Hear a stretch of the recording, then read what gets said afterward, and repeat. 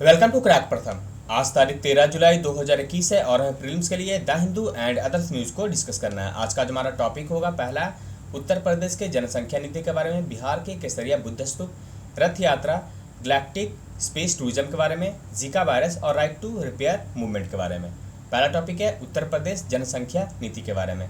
दरअसल 11 जुलाई को क्या था, विश्व जनसंख्या दिवस था। उसी दिन उत्तर प्रदेश सरकार के द्वारा ये जो उत्तर प्रदेश की जनसंख्या नीति है उसे जारी किया गया है। उत्तर प्रदेश सरकार का कहना है कि उत्तर प्रदेश की जनसंख्या जो है देश में सर्वाधिक हो गई है और जो कि ये जो संसाधन है उस पर भी इनका भार पड़ता जा रहा है, इसलिए इसे अब क्या है, कम करना है। अतः इन्होंने ये जो जनसंख्या नीति है इसे 2021 से 30 को ध्यान में रख कर बनाया है। तो इसमें जो मुख्य बातें हैं उसे हम जान लेते हैं। जैसे कि पहला है टोटल फर्टिलिटी रेट, यानी कि जो TFR, यानी कि एक महिलाएं औसत अपने जीवन काल में कितने बच्चों को जन्म देती है। तो अभी फिलहाल कितना है, राज्य में 2.7 है, जिसे 2026 तक कम करके 2.1 करना है और 2030 तक इसे 1.7 करना है, यानी 2 चरण में इसे कम करना है। इसके अलावा मॉडर्न जो कॉन्ट्रासेप्टिव प्रिवेंशन होते हैं इसे भी कम यूज करना है महिलाओं और पुरुषों को।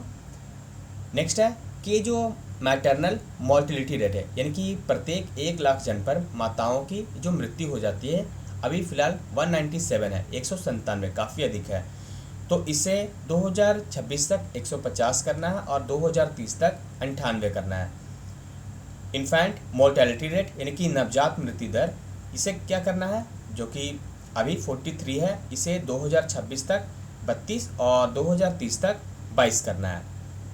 इसके अलावा 5 वर्ष से जो कम उम्र के बच्चों की मौत हो जाती है, यानी कि बाल मृत्यु दर, इसे कम करना है।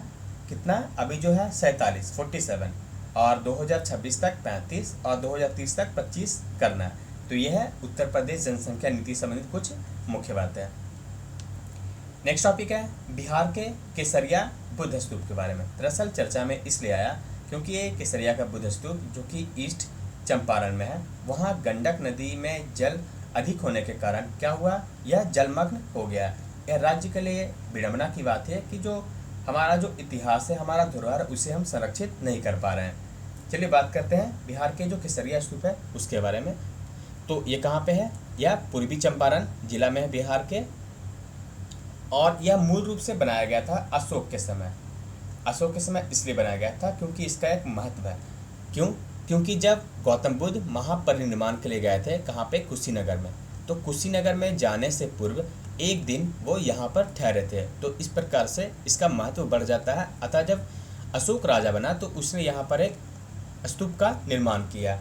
यहाँ के जो पीपल है, यानी कि जो स्थानीय लोग हैं, उनके द्वारा इसे देवालय कहा जाता है। यानी कि जो स्तूप है उसे देवालय अर्थात हाउस ऑफ गॉड, भगवान का घर। ये जो अशोक, ये जो स्तूप है ये तो बनाया गया था कब, अशोक के काल में, लेकिन इसे आगे भी बनाया गया गुप्तों के समय, यहाँ पे इसे विस्तार दिया गया था। इसे सबसे पहले खोजने का प्रयास किया गया 19वीं शताब्दी में, जो कि 1814 में खोजा गया था कॉलन मैकेजी के द्वारा। इसके अलावा बाद में इसे यहाँ पर खुदाई की गई, किनके नेतृत्व में, जनरल कनिंघम के नेतृत्व में 1861-62। लेकिन उसके बाद भी यहाँ पर उतना कार्य नहीं हुआ। तब जाकर जब हमारा देश आज़ाद हुआ उसके बाद वर्ष 1998 में ये के मोहम्मद हैं आर्कोलॉजिस्ट, इनके नेतृत्व में ASI की जो टीम है, आर्कोलॉजिस्ट सर्वे ऑफ इंडिया, उन्होंने यहाँ पर प्रॉपर क्या किया, खुदाई किया और इस प्रकार के स्तंभ का पता लगाया। तो ये जो के मोहम्मद है काफ़ी प्रसिद्ध आर्कोलॉजिस्ट हैं। जैसे कि आपके जो राम मंदिर है उनकी भी खुदाई में इनका काफ़ी बड़ा योगदान है।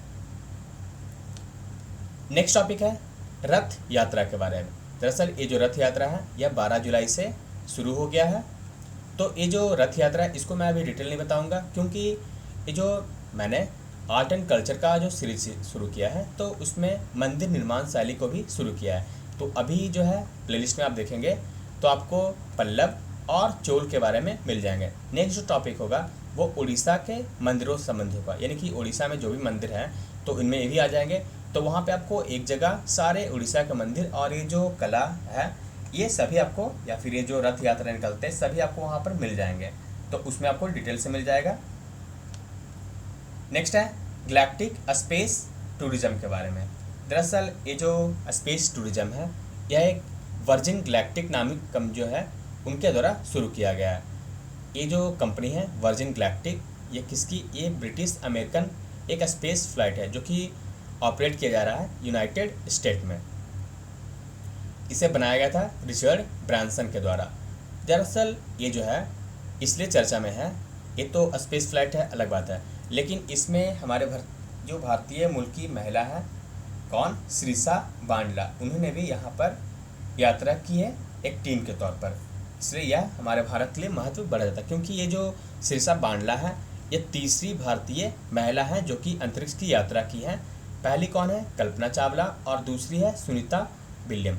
अगर व्यक्तिगत तौर पर देखें तो यह चौथी भारतीय है, क्योंकि सबसे पहले कमांडर राकेश शर्मा गए थे, उसके बाद दूसरे स्तर पर ये कल्पना, और तीसरे सुनीता, और चौथे है श्रीषा बांडला। तो इन्हें याद रखिएगा।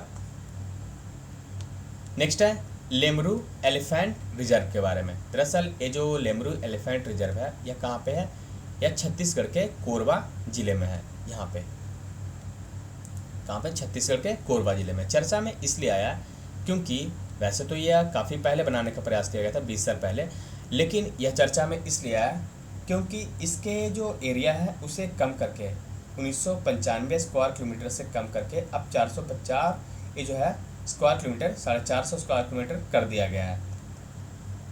ऐसा इसलिए क्योंकि पहले इसके इतिहास की बात करते हैं। इसे बनाने का प्रयास किया गया था, जैसे कि इसे बनाने के लिए वहाँ की विधानसभा, छत्तीसगढ़ विधानसभा के द्वारा 2005 में प्रस्ताव पारित कर दिया गया, और इसके बाद सेंट्रल गवर्नमेंट के द्वारा इसे अप्रूवल भी मिल गया। लेकिन सरकारें बदली और नीतियाँ भी बदल गई, जिस कारण से ये जो है कभी ये जो अस्तित्व में नहीं आया।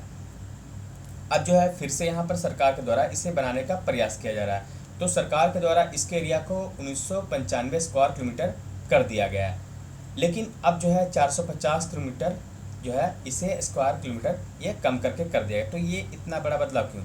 वैसे मूल तौर पर इसका जो आकार था इतना ही था, 450 स्क्वायर किलोमीटर, लेकिन अब जो है सरकार इसे बढ़ा दिया। लेकिन ये जो है कौन, लेमरू एलिफेंट रिजर्व, दरअसल ये हसदेव अरण्य ये जो जंगल है उसका भाग है। और जो हसदेव अरण्य जंगल है वो क्या है, यहाँ पर काफ़ी मात्रा में कोयले पाए जाते हैं। अब देखिए, सबसे पहले कोयला का उत्पादन पहले कौन करता था, या केंद्र सरकार या फिर राज्यों को कॉन्ट्रैक्ट दिया जाता था। लेकिन अब जो है केंद्र सरकार जिस प्रकार से नीति बदली है, तो अब जो है प्राइवेट कंपनियां भी यहाँ पर खाद्यान्न में उत्पादन कर सकती है। तो यहाँ पर जो कोल ब्लॉक है, इसे 5 जो कोल ब्लॉक है ये निम्न कंपनियों को दिया गया, अब तो वो उत्पादन करेगी। तो अगर ये प्रोटेक्टेड एरिया मान लीजिए इतना रहेगा ये एलिफेंट के लिए, तो इसमें खुदाई तो नहीं होगी ना, तो इस एरिया को रिड्यूस करके इतना कर दिया गया। बाकी एरिया में क्या होगा, खुदाई होगा।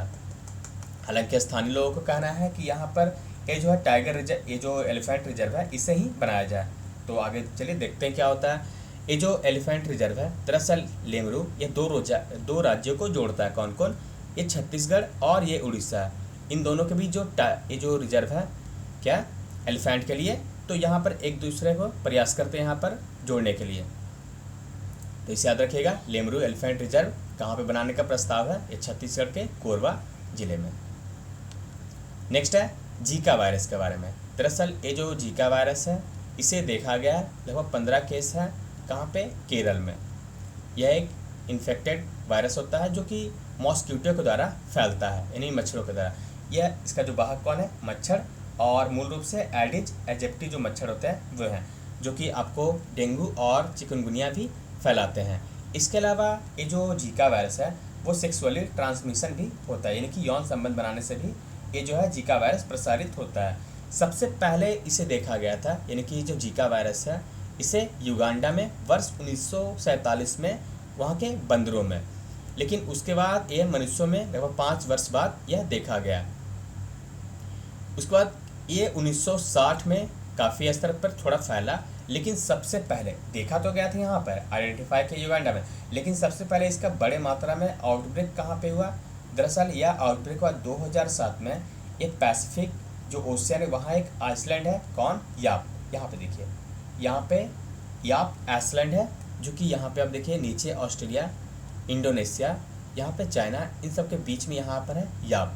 यहाँ पर सबसे पहला आउटब्रेक हुआ था इस जीका वायरस का वर्ष 2007 में। यानी कि आपसे पूछा जाए कि सबसे पहले आइडेंटिफाई कहाँ पे हुआ था, तो युगांडा में। सबसे पहले आउटब्रेक कहाँ पे हुआ, तो यहाँ पर याक आइसलैंड पे। इसके बाद वर्ष 2015 में ये ब्राज़ील में इसका आउटब्रेक हुआ यहाँ पे। तो ये जो ब्राज़ील है इसलिए महत्वपूर्ण है क्योंकि यहाँ पर ये जो जीका वायरस है उसमें एक अन्य चीज़ें पाई गई। क्या हुआ, इसमें माइक्रोसेफेली पाई गई। ये क्या होता है, इसमें बच्चों का जो सर का जो आकार है वह जो मूल आकार है उससे काफ़ी कम हो जाता है। जैसे आप देखिए, ये एक बच्चे का औसत आकार आप देख सकते हैं इस प्रकार से है, जो कि नॉर्मल है ना। लेकिन इसमें क्या होता है, मान लीजिए ये माइक्रोसेफेली इसमें आ जाते हैं, तो आप देखिए यहाँ पर ये बच्चों का जो सर है थोड़ा छोटा हो जाता है। ये देखिए, मूल इतना होना चाहिए था लेकिन यहाँ पर ये छोटे हो गए और अधिक इसमें माइक्रोसेफेली पाया जाता है। तो इस प्रकार से गड्ढे भी यहाँ से सर पे बन जाते हैं और ऐसे यहाँ पर इनका आकार हो जाता है ये जीका वायरस में। तो ये सीवियर माइक्रोसेफेली है इसमें। यहाँ पे देख सकते हैं इस प्रकार से बच्चों का जो सर है उतना विकसित नहीं हो पाता जितना ये जो मूल रूप से हम लोग का होता है। तो इसमें ये है। इसमें अब जानते हैं किस प्रकार से जीका जो वायरस है वो डेंजरस है। आपने देखा किस प्रकार से माइक्रोसेफेली कारण बच्चों का जो सर का आकार है वो क्या होता है, वो मूल रूप में नहीं आ पाता है। इसके अलावा और बात करें इसके खतरों की, तो चलिए देखते हैं। माइक्रोसेफेली के अलावा यह महिलाओं, ये जो प्रेग्नेंट महिलाएं होती हैं उसको काफ़ी यह प्रभावित करता है। और मुख्य तौर पर देखें तो ये ज़्यादातर प्रेग्नेंट महिलाओं के अलावा किसी को प्रभावित करता भी नहीं है। और यह जो है ये जो जीका वह ये जो जब पुरुषों में या फिर अन्य महिलाओं में यानी जो प्रेग्नेंट है उसमें होता है तो उसमें कोई सिम्टम भी जल्दी दिखते नहीं है। सिम्टम भी दिखने में 3 से 14 दिन का समय लगता है। और सबसे बड़े खतरे की बात की, अब तक इसके लिए कोई ट्रीटमेंट और वैक्सीन नहीं है। तो यह किस प्रकार से खतरनाक है आप समझ चुके हैं।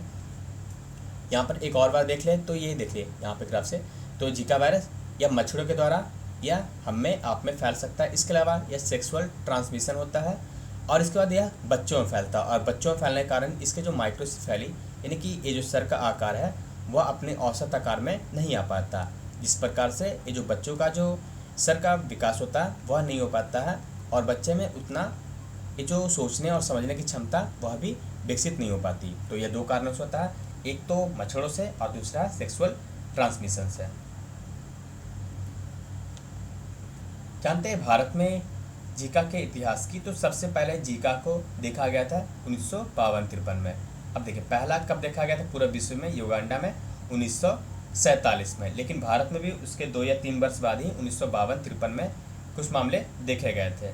लेकिन सबसे पहला आउटब्रेक देखा गया था कहाँ पे, यह राजस्थान में वर्ष 2018 में। लेकिन राजस्थान में जाने से पूर्व यहाँ 2 और क्षेत्र में देखा गया था। यह गुजरात के बापूनगर और तमिलनाडु के कृष्णागिरी जिले में इसे देखा गया था, लेकिन काफ़ी कम केस थे वहाँ पे। और फिर से इसे देखा गया 2021 में, कहाँ पे, केरल में। तो याद रखिएगा इसे जीका वायरस के बारे में। नेक्स्ट है राइट टू रिपेयर मूवमेंट के बारे में। राइट टू रिपेयर मूवमेंट, चलिए जानते हैं इसके बारे में। आपके पास मोबाइल फ़ोन है ना, जिसे आप यूज करते हैं। तो आपके मोबाइल फ़ोन औसतन कितने साल चलते हैं, 1 साल, 2 साल या 3 साल। आप अपडेट भी करते होंगे है ना, और अपडेट के कारण आपका जो है सेलफोन या फिर कोई भी गैजेट क्या होता है वो ख़राब हो जाता है।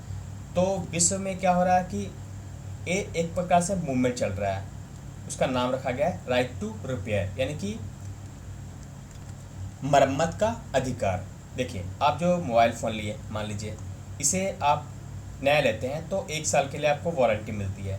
1 साल में आप जितने बार भी ख़राब करते हैं सर्विस सेंटर में जा करके आप उससे बनाते हैं। लेकिन 1 साल के बाद क्या होता है, फिर अपने आप पैसे खर्च करके बनाते हैं ना, वही होता है।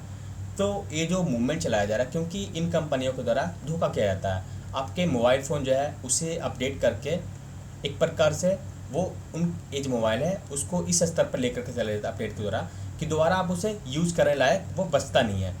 तो मूवमेंट इसलिए चलाया जा रहा है कि ये जो रिपेयर यानी कि जो मरम्मत है उसे हमेशा के लिए प्रदान किया जाए। यानी कि जब भी हमारा सेलफोन या फिर कोई भी जैसे टीवी या फिर अन्य डिवाइस ख़राब होते हैं तो ये जो है कंपनियाँ उसकी जिम्मेदारी ले, क्योंकि हमने आपसे ख़रीदा है ना। तो इसे आप हमेशा के लिए इसे बनाइए।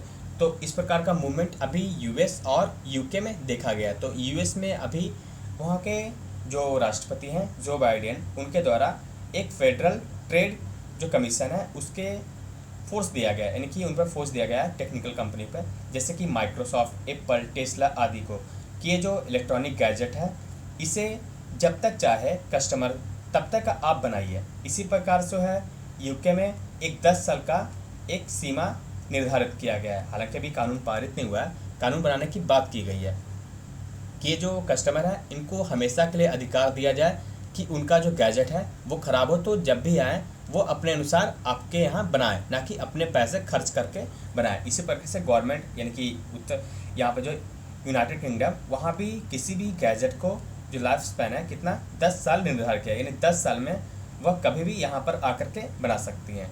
तो ये है राइट टू रिपेयर मूवमेंट के बारे में। या नोट्स मत बनाइएगा, यह बस जानकारी के लिए है। तो इस वीडियो में बस इतना ही। Thank you for watching crack प्रथम।